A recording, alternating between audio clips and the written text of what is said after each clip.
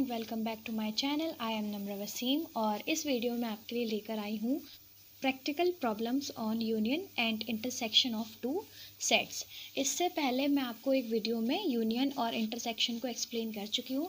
तो जिन लोगों ने वो वीडियो नहीं देखे या आपको यूनियन और इंटरसेक्शन को लेकर डाउट हैं सेट थ्योरी में, तो प्लीज़ आप डिस्क्रिप्शन में दिए हुए लिंक पर क्लिक करें और पहले उस वीडियो को देख लें, ताकि आपको यूनियन और इंटरसेक्शन ये दो इम्पॉर्टेंट टॉपिक और इसके अलावा एक कॉम्प्लीमेंट्री टॉपिक है जिसको आपको कवर करना है इस वीडियो को देखने से पहले, ताकि आपको आगे के टॉपिक्स अच्छे से समझ में आए। तो क्वेश्चन जो आपके होंगे वो बेस्ड होंगे कार्डिनल नंबर पर। उसके बेसिस पर हमने फॉर्मूलाज इसमें पढ़ने हैं और वो सब देखेंगे कि हम उनका यूज़ किस तरीके से एग्जाम्पल्स में करेंगे। फॉर एग्जाम्पल कि हमारे पास फर्स्ट फार्मूला है, let A and B be finite sets if A intersection B is equal to phi, then n of A union B is equal to n of A plus n B। It means कि अगर आपके पास कोई दो set है, मान लीजिए A and B, जो कि फाइनाइट हैं। फाइनाइट की मीनिंग भी आपको पता होनी चाहिए कि फाइनाइट सेट का मतलब कि उसके अंदर जो एलिमेंट होंगे वो फाइनाइट होंगे। और इसके अलावा ए इंटरसेक्शन बी की मीनिंग आपको पहले ही बता चुकी हूँ मैं, और यहाँ शॉर्ट में बता देती हूँ कि ए इंटरसेक्शन बी मीन्स ऐसे एलिमेंट जो सेट ए और सेट बी दोनों में कॉमन होंगे। और मान लीजिए कि यहाँ पर अगर कोई एलिमेंट कॉमन नहीं है, इसका मतलब वो कैसे सेट होंगे, डिसजॉइंट। और हम कहते हैं जिस सेट के अंदर कोई एलिमेंट कंटेन नहीं होता है उसको हम फाई से डिनोट करते हैं। यहाँ पर A intersection B is equal to phi है, यानी कि ए इंटरसेक्शन बी सेट में कोई एलिमेंट नहीं है। तो आपका कहने का मतलब ये है, अगर किसी भी सेट से पहले ये स्मॉल एन यूज़ हो रही है तो वो एन फॉर नंबर यहाँ पर डिफाइंड किया जाएगा। इसको हम वेन डायग्राम से एक्सप्लेन करते हैं कि माना यहाँ पर कोई सेट ए है और कोई दूसरा सेट बी है, जो दोनों ही डिसजॉइंट हैं। डिसजॉइंट का मतलब इन दोनों के बीच में कोई भी कॉमन एलिमेंट नहीं है। मान लीजिए ए के अंदर कोई एलिमेंट्स फॉर एग्ज़ाम्पल 20 हैं और बी के अंदर 30 हैं, ये हमने मान लिया। तो ये 20 और 30 को अगर हम डिफाइन करेंगे तो इस तरीके से लिखा जाएगा, N of A is equal to 20, N of B is equal to 30। अब आपको देखना है कि हम ए यूनियन बी कैसे करते हैं। जब ऐसे एलिमेंट्स को रखते हैं ए यूनियन बी में जिसमें ए के भी सारे एलिमेंट्स होंगे और बी के भी सारे एलिमेंट होंगे। हमने इन दोनों को अलग अलग इस तरीके से डिफाइन किया क्योंकि ये दोनों डिसजॉइंट है। अब अगर आपको ए के ये एलिमेंट और ये रहे बी के सारे एलिमेंट, तो ए यूनियन बी में कितने एलिमेंट होंगे?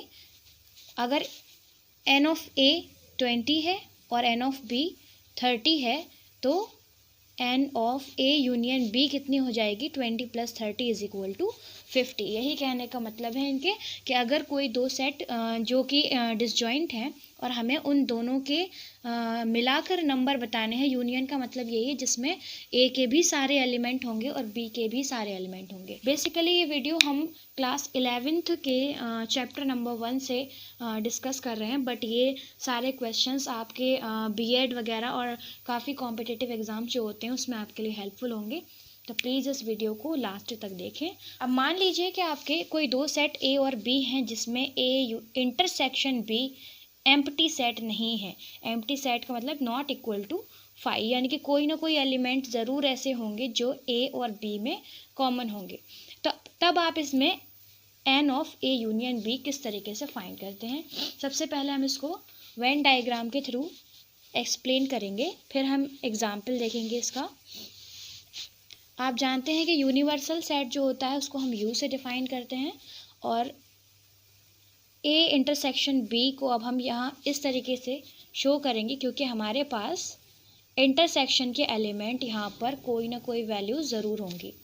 तब आपको ये पूछ रहे हैं कि N of A union N of B की वैल्यू बताइए, number of A and union B. तब आपको कैसे पता करना है? मान लीजिए कि आपके एन ऑफ ए में कुछ एलिमेंट्स हैं, एन ऑफ बी में कुछ एलिमेंट्स हैं।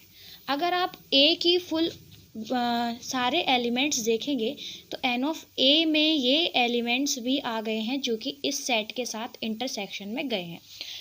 सेम एलिमेंट ऑफ बी में वो सारे एलिमेंट भी थे जो यहाँ पर इंटरसेक्शन के अंदर कंटेन हुए हैं। यानी कि अगर हम ये इंटरसेक्शन का पार्ट देखें तो ये ए और बी दोनों की तरफ से आपको ऐसे एलिमेंट मिले हैं जो दोनों में कॉमन है। अगर आप खाली ये लिखते हैं कि n of a union b is equal to n of a plus n of b, तो आप यहाँ पर देखेंगे कि इसमें भी इंटरसेक्शन वाला पार्ट कंटेन हो गया है n ऑफ a में, और b में भी इंटरसेक्शन वाला पार्ट कंटेन हो गया है। और हमें क्या करना है, इस पार्ट को ओनली वन टाइम ही लेना है। जानते हैं कि जब हम कोई भी सेट बनाते हैं उसमें कोई भी एलिमेंट को हम रिपीट करके नहीं लिखते हैं, बल्कि उसको एक ही बार लिखा जाता है। तो इसीलिए ये रिपीट ना हो, उसमें से आप n of a intersection b को एक बार सब्ट्रैक्ट कर देंगे तो आपको क्या मिल जाएगा, n of a union b मिल जाएगा। सिर्फ इस तरीके से आपको ये फार्मूला मिल जाता है सेकंड वाला। इससे आपको बहुत सारे एग्जाम्पल्स करने को मिलेंगे। कुछ और फार्मूलाज हैं यहाँ पर, n of a union b union c, यानी कि कोई 3 सेट यहाँ पर हैं जिनका हमें यूनियन फाइंड करना है, और यूनियन के नंबर फाइंड करने हैं, मतलब वहाँ पर कितने मेंबर्स या कितने एलिमेंट वहाँ पर होंगे। तो आपको क्या करना है, n of a plus n of b plus n of c, यानी कि तीनों ही सेट के एलिमेंट का काउंट जो होगा, जो कार्डिनैलिटी होगी, उसको हम ऐड करेंगे। उसके बाद आप जानते हैं कि अगर हम सारे ही सेट की वैल्यूज़ को कंटेन कर रहे हैं तो इनके साथ साथ वो वैल्यूज़ इसमें इंक्लूड हो गई हैं जो आपस में इनके इंटरसेक्शंस की होंगी। जैसा कि हमने अभी यहाँ डिफ़ाइन किया था कि जितनी बार हम n of a n of b ले रहे हैं, इसके साथ इसके इंटरसेक्शन का पार्ट भी इसी के अंदर कंटेन हो रहा है। तो इसीलिए आपको हर एक बार ग्रुपिंग करके इंटरसेक्शन का पार्ट हमें यहाँ पर एक वन टाइम सब्ट्रैक्ट करना होगा, ताकि रिपीटेंस ना आए, यानी कि जो नंबर हम इंटरसेक्शन के हैं वो दोनों जगह काउंट ना हो। इसलिए आप यहाँ पर देख लीजिए, अगर 3 सेट हैं तो हो सकता है कि कुछ एलिमेंट ए इंटरसेक्शन बी के हों, कुछ एलिमेंट बी इंटरसेक्शन सी और सी इंटरसेक्शन ए के हों। इसीलिए आपने यहाँ पर एक एक बार इनकी काउंट को सब्ट्रैक्ट कर दिया है। इसके अलावा हमें क्या करना होगा, कुछ एलिमेंट ऐसे होंगे जो ए बी और सी तीनों की इंटरसेक्शन में होंगे, उनको हम ऐड कर देंगे। इसके अलावा एक फार्मूला है n of a intersection b union c which is equal to n of a intersection b plus n of a intersection c minus n of a intersection b intersection c। दो most important फॉर्मूले जो यहाँ पर आप समझ सकते हैं। अगर कोई दो टाइप्स की वैल्यूज़ हैं a और b, तो अगर हम b माइनस a करते हैं तब हम b के सारे एलिमेंट लेंगे, जिसमें से a के सारे एलिमेंट जो कि कॉमन होंगे उनको सब्ट्रैक्ट कर दिया जाएगा, और a का कोई भी एलिमेंट इसमें कंटेन नहीं होगा। सारे एलिमेंट कहाँ से बिलोंग करते होंगे, b से। और इसी तरह अगर हम a माइनस बी करते हैं तो आपको ये ध्यान में रखना है कि एलिमेंट कहाँ से बिलोंग करेंगे, ओनली फ्रॉम a। b के ना ही a और b का इंटरसेक्शन का पार्ट भी हम यहाँ पर नहीं यूज़ करेंगे इस सेट के अंदर, और ना ही b के ओनली एलिमेंट्स को यूज़ किया जाएगा। तो यहाँ पर a माइनस बी के एलिमेंट जितने भी होंगे वो सिर्फ सेट a से बिलोंग करते होंगे, बस इतना ही इसमें फ़र्क है। b, जैसा मैंने आपको बताया था कि अगर आप n of b minus a देखना चाहते हैं कि अगर आपके सेट में a में अगर आपके 10 वैल्यूज़ हैं तो ये n ऑफ a कहलाएगा, और b सेट में अगर आपकी 20 वैल्यूज़ हैं। इसके अलावा हम ये बता रहे हैं कि n of a intersection b में आपकी ओनली 5 वैल्यूज़ हैं। तो बताइए कि n of a minus B में कितनी वैल्यूज़ होंगी। तो ये चीज़ आपको ध्यान में रखनी है। ये सेट a एंड b हैं, a के अंदर आपकी 10 वैल्यूज़ होंगी, 10 वैल्यूज़ में से, और b के अंदर आपकी 20 वैल्यूज़ हैं, और इन्हीं दोनों वैल्यूज़ की 5 ऐसी वैल्यूज़ हैं जो कॉमन हैं, और हमें सिर्फ ऐसी वैल्यूज़ को लेना है जो ओनली फ्रॉम a से हों। तो फिर हम क्या करेंगे, n के सारे एलिमेंट्स में से क्या करना है, सब्ट्रैक्ट कर देंगे इंटरसेक्शन की वैल्यूज़ को भी, ताकि हमें सिर्फ ऐसी वैल्यूज़ मिल जाएं जो ओनली फ्रॉम a से बिलोंग करती हों। a माइनस बी का मतलब है ओनली फ्रॉम a। तो हम यहाँ पर कर देंगे 10 माइनस 5 इज इक्वल टू 5। सिर्फ 5 ही ऐसी वैल्यूज़ हैं जो ओनली फ्रॉम a से बिलोंग करती हैं। इस तरीके से आप इसको समझ सकते हैं। ठीक इसी तरह अगर यहाँ पर b माइनस a की जगह a माइनस b होता है तो यहाँ b और a आपस में चेंज हो जाते हैं, बाकी ये इंटरसेक्शन वाला पार्ट सेम रहता है सब्ट्रैक्शन में।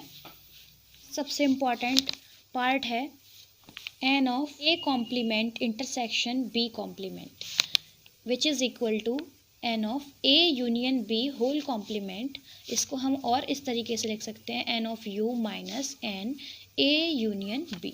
अब इस चीज़ को अच्छे तरीके से हमें समझना है।